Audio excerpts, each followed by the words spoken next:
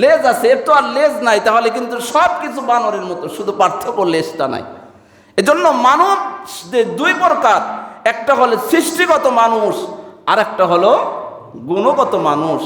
আমরা অনেক সময় বাচ্চাদেরকে যখন স্কুলে নিয়ে যাই, মাদ্রাসায় নিয়ে যাই, তখন ওস্তাদের কাছে, স্যারের কাছে গিয়ে বলি, স্যার আপনি আমার বাচ্চা থেকে একটু মানুষ বানাই দিয়েন। বলি কি বলি না বলেন? তাহলে আপনার বাচ্চাটা কি মানুষ না? কথা বলেন, বাচ্চাটা মানুষ না? অবশ্যই মানুষ। মানুষ বানাই দিবেন মানে ও তো জন্মগত মানুষ, ওকে গুণগত মানুষ বানাই দিয়েন। ওকে কি করেন? গুণগত মানুষ বানাবেন। এজন্য সূরা রহমানের মধ্যে আল্লাহ তাআলা যে মানুষের কথা বলেছেন, খলাকাল ইনসান, এখানে সৃষ্টিগত মানুষ উদ্দেশ্য নয়, এখানে মূলত গুণগত মানুষ উদ্দেশ্য। অর্থাৎ একজন মানুষ গুণগত মানুষ হতে গেলে কোরআনের শিক্ষা ছাড়া সে গুণগত মানুষ হতে পারে না। একজন মানুষ গুণগত মানুষ হতে গেলে অবশ্যই কোরআনের শিক্ষাটা তার মধ্যে দরকার। কোরআনের শিক্ষা ছাড়া, কোরআনের উপর আমল করা ছাড়া, কোরআন মানা ছাড়া একজন মানুষ কখনো গুণগত মানুষ হতে পারে না। দুনিয়ায় তো অনেক মানুষ সৃষ্টি হয়েছে, দুনিয়ায় অনেক মানুষ জন্মগ্রহণ করেছে, অনেক মানুষ, তাকে মানুষ নামে অনেক পশু এমনও বলা হয়, তুই তো মানুষ নামের পশু। অনেকের ব্যাপারে বলা হয়, তুই তো মানুষ নামের কলঙ্ক। একজন মানুষ, সে মানুষ নামের পশু হয় কি করে? পশুর খাসলাত এক ধরনের হয়, মানুষের খাসলাত এক ধরনের হয়।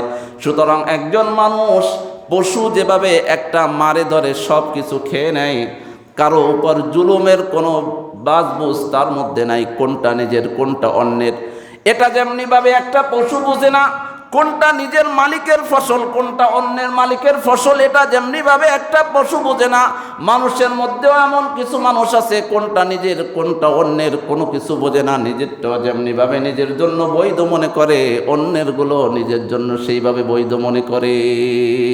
তাহলে এরাও কি মানুষ? এজন্য আল্লাহ তাআলা বলেন, গুণগত মানুষ হইতে গেলে কোরআনের শিক্ষা লাগবে। এজন্য আল্লাহ তাআলা বলেন, রহমান তিনি যিনি কোরআন শিক্ষা দেন, আর কোরআন শিক্ষার মাধ্যমে তিনি গুণগত মানুষ বানান।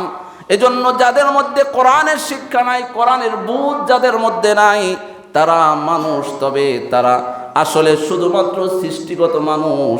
তারা মানুষের আকৃতিটা শুধু তাদের মধ্যে আছে, মানুষের গুণ তাদের মধ্যে নাই। এজন্য গুণগত মানুষ হইলে কি করতে হবে?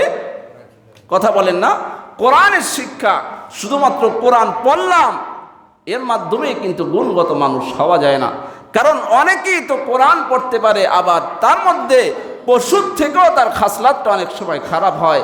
যেভাবে আল্লাহ রসুলের সাহাবীরা কোরআন থেকে শিক্ষা গ্রহণ করে, যেভাবে তারা গুণগত মানুষ হয়েছেন, আমার আপনারও সেইভাবে কোরআনের মাধ্যমে সেই শিক্ষাটা নিয়ে সেইভাবে গুণগত মানুষ হতে হবে।